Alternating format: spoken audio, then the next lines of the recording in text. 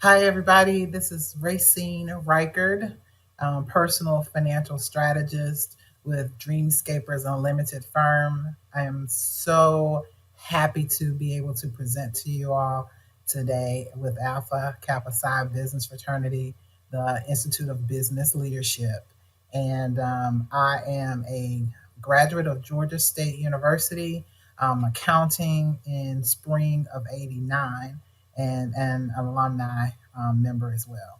So, part of our discussion today is some great financial tips, and our topic is budgeting. It's not a dirty word, and literally 6 steps that we can take to actually implement a wonderful budget and a great financial strategies. And we'll teach you some concepts about the rules of the money game as well. So, let's get started. we were what we were all taught from childhood was that, hey, what, do well in school, go to college, get a good job, work for a good company. But think about that, when we work for that good company, that's supposed to equal our dream life, right? So when we look at that, hey, how is that working out for us thus far? But think about this. Did you know that the survey finds that 42% of Americans will retire broke? And so when we look at that, we look at, for millions, low wage work really is a dead end. We're not making enough money, but we're working long hours. And we are probably working 2 or 3 jobs just to make ends meet. Then 2/3 of Americans have no consistent savings plans or don't save at all. Literally, when we talk about American in our population presently, we're looking at no emergency fund. And for this pandemic season, this hits home. About 40% of adults say that they would not be able to cover a $400 unexpected expense with cash. That's serious in and of itself. And then we talk about the total debt shouldered by Americans has hit another record high, rising to $13.5 trillion in the last quarter. And that's just talking about credit cards, car loans, but not to even include student loan debt, which is a really big, issue for millennials and Generation Xers that are coming up. So our question is, why create a budget? It's really for first to get a grip on your spending, to save for retirement or a special purchase. It's also to know exactly where your hard-earned money is actually going to go each month. And then we talk about how to avoid the debt trap. And that's significant. And that's one reason why I became a personal financial strategist, because I personally had some credit card debt, especially right after school. And so when we create a budget, our opportunity is to really build a path to financial independence. It actually starts with understanding a few basic concepts, which is what I'm going to definitely go through and give you some rules of the money game. But most importantly, implementing them. It's winning that financial war, because as a result, we win tiny battles day to day. If you put together a simple plan and follow it, you'll be amazed at the progress you can make. Inch by inch, small steps, significant, significant, changes in your lifestyle. So, what does freedom mean to you when we talk about financial freedom? We talk about travel, with things we want to do. We want to build on our education. We have hobbies. We have things that we want to get, like a new car.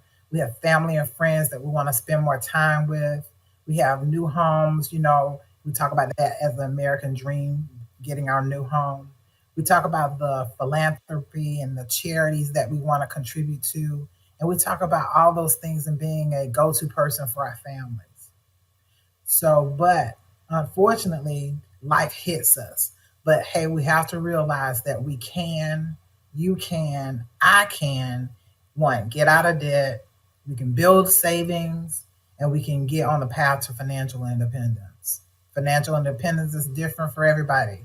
But I always felt like financial independence for myself was, hey, if I can have more money at the end of my month, so I can do the things I want to do, not the things that I have to do. So, first and foremost, let's talk about paying yourself first before we even talk about a budget. We know there are three accounts you need, and they basically complete a great savings program. And those three basic type of accounts. The first one is one, having an emergency fund. Again, was significant during the pandemic season. Most people didn't realize being out of work for 10 plus months was going to actually cause this much devastation to their household. An emergency fund will basically be enough for at least a year or less. Then we talk about short term savings accounts. Those are typically accounts where, hey, 1 to 3 years, they're your new home purchase, they're your wedding fund, they're your new car fund. Those are things that you're saving for that, hey, again, 1 to 3 years. And then the third account is your long term savings or investments. Those are your wealth building funds. They're your education savings plans for the kids. They're your retirement savings so that, hey, in that, great part of your life, you can enjoy the reap of your reward of working so hard for many years. But then we talk about, hey, where's the save? Unfortunately, with the traditional ways that we save in financial institutions have historically given us low rates of returns. There are savings accounts, our CDs, even cash value life insurance policies. They take our money and put it over into the global economy and give us historically, as I said, low rates of return for our money. And so our goal is to show you areas where you can really maximize your money and get a better rate of return and really grow your nest egg and literally become an owner of your money, not a loaner of your money. Now, one rule we can help you do that, developed by Albert Einstein. I consider him the man with the smartest man in the world and probably the man with the, first afro, right? And so he has a calculation that says if you take the interest rate of your money divided by 72, it will tell you the approximate number of years to make your money double in your savings. So, for example, 4% rate of return, divide that into 72 equals 8 years, your money would double. So, if I gave you $1,000 today, it would take it 8 years to double to 2,000. 6%, which is typically credit unions, CDs, averaging 6%. So 72 divided by 6, for example, is now every 12 years that $1,000 would double to get 2,000. And then we have 12% rate of return, which is typically investments, stocks, bonds, and basically equity investments. We know them typically as mutual funds. 72 divided by 12% equals 6 years that your money would double. So if I gave you $1,000, it would take it 6 years to double with a 12% rate of return. So when we look at the rule of 72, just in the, say, 36-year time span, at 4%, your money will double probably twice. At 6%, $10,000 initial investment, after 36 years, it will double 4 times. At 12% rate of return, that $10,000 initial deposit, hypothetically, it will double almost 6 to 7 times or more in that same 36 years. So what we know is, hey, a one-time contribution of 10,000 doubles 4 times more at 12% than it does at 4%. But Albert Einstein again came up with a wonderful, wonderful rule. And he came up with something that says, hey, compound interest is the most powerful force in the universe. So think about how many doubling periods you have right now in your own personal life and how your money can actually grow. So when we talk about one of the most effective long-term investment vehicles, we consider mutual funds as a great option. And what are they? It is where individual investors pool their money and professionally managed by a professional money manager, and then put that funds for all of those individual investors and buy stock and bonds in companies that Maybe sound familiar to you. Example: Procter and Gamble, Walt Disney, Pfizer, Verizon, McDonald's, Microsoft. Those are companies that you either manage their products or have their products, or you use their services. So why not, if you're a user of those individuals' companies, why not become an investor or owner of those companies? And did you know that typical mutual funds have more than 150 of those type companies or stocks on average? That's huge. That's huge. But when we talk about saving, another obstacle that comes up is paying off debt.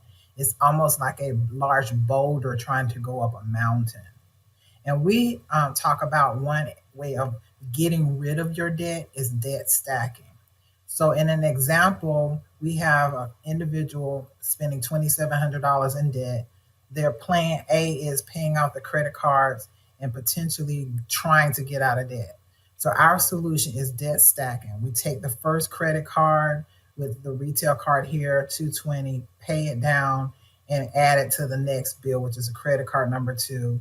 Keep going and just stack it and add it to the third credit card, pay it off, and keep going until at the end of everything, you're paid off the last bill, which is your mortgage. So that means you have $2,700 that you are paying toward debt that is now freed up. So if you keep your old plan, your debt would have been paid off in 23 years, and you would have probably, gone to age 58 with debt of 214,000. But with our game plan, doing the debt stacking, we now can actually pay that debt off in 9 years. So age 44 versus age 58. That's 14 years sooner and 131,000 less than interest. That's significant. That's a big deal. I think for most people, that is one of the biggest headaches when it comes to your financial picture. So, again, without debt stacking, that's 23 years in debt and age 58 years old before you'll be debt free. With debt stacking, that's debt free in 9 years, age 44, and 14 years sooner. Just literally avoiding $131,000 in interest. So now we're talking about the budget. Now we know the rules of the game. So let's take control, and where do we actually start? Step one is really finding out where your money should go. And we look at literally the 5 areas of where you spend money. In an ideal budget, your monthly income should be divided up between 5 main categories of spending. Again, in an ideal budget, your monthly income should be divided up between 5 main categories. Those main categories are your housing, your debt, which is 30%, your living expenses, about 26%, your tax, about 25%, insurance, 4, and your savings and investment, 15%.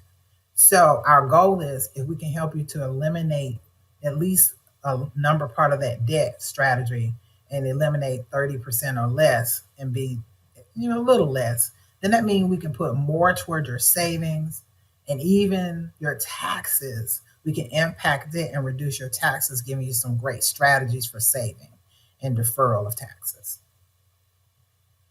Step two, in gathering that information, we'll look at how much money is coming in and how much is going out. Typically, this is a real eye opener for most people, but here's how we'll actually get you started. We'll gather every financial statement you have. That's your bank statements, investment accounts, your recent utility bills, etc. And then once we do that, we'll look at all your sources of income.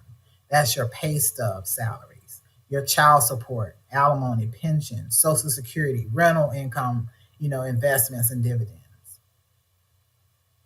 So we'll then create a list of your monthly expenses. They're your mortgage, your rent, your car payment, auto, health insurance, groceries, utilities, entertainment, college savings, everything that you spend your money on a monthly basis. So as we do that, we're going to give you a sheet or worksheets to help you get started. And that's where you'll start to build your budget. And when we do that, we'll look at your due dates on each of the items in which you're spending.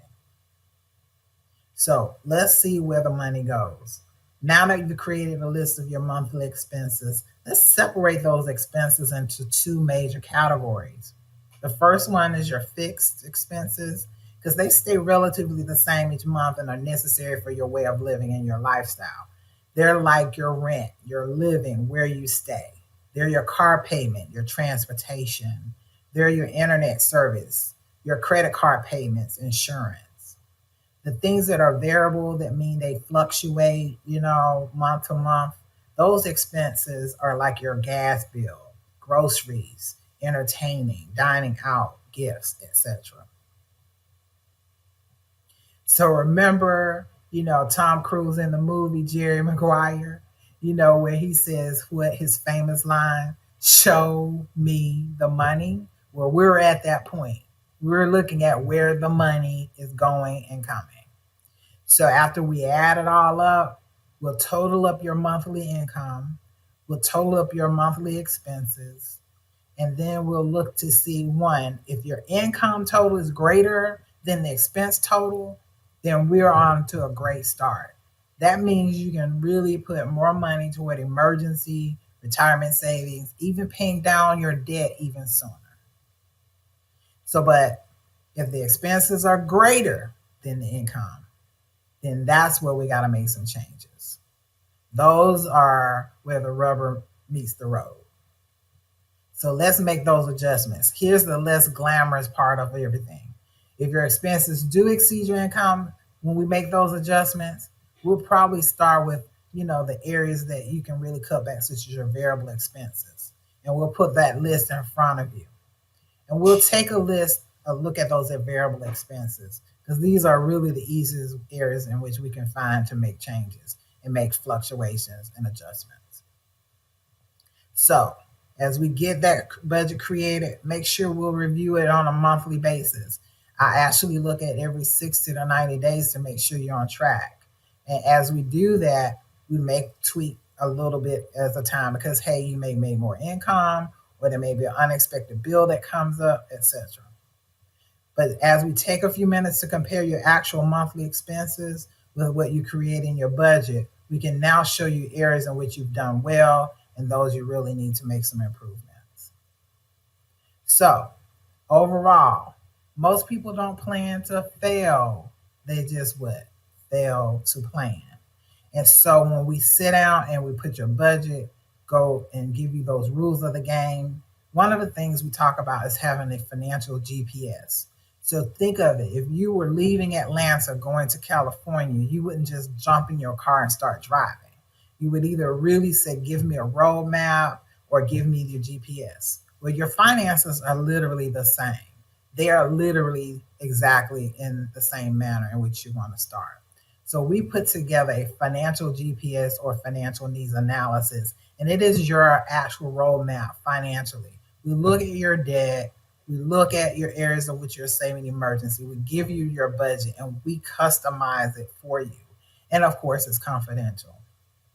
So think of for yourself, could you benefit from this financial GPS? Will that make a big difference for you personally? What areas do you want to strengthen significantly? If the budget is going to tell you how to allocate income and expenses, what about making more savings to your retirement, your emergency fund, or just a goal fund in general, maybe for a new home purchase? But definitely a financial GPS is going to make a significant difference as well. So, important reminder, let's keep up the good work. Repeating, the path to financial independence starts with understanding a few basic concepts and implementing them.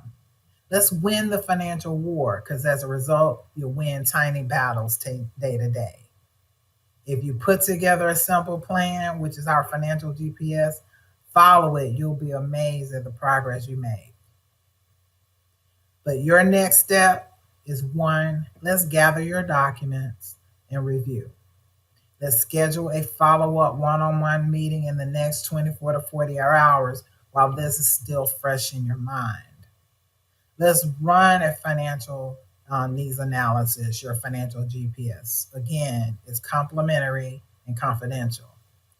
But most importantly, let's feel a sense of accomplishment having started on the path to financial independence. So, we thank you for allowing us to really share those basic concepts. And I look forward to having a discussion one on one in areas in which you want to expound more. I am Racine Rikard, personal financial strategist with Dreamscapers Unlimited Firm. You can contact us at 770-987-4507. We're toll free at 866-841-9496. We're on social media as well. Our Instagram is at Racine underscore Riker, and our Facebook business group is Riker Dream Team. And so for us, we would love to be able to facilitate for you. We enjoy because our whole tenet for it is financial literacy. Alpha Kappa Psi was based on that fundamental of moving and building upon that knowledge of your finances and making impacts in our community. Again, we look forward to talking to you soon. Have a great one.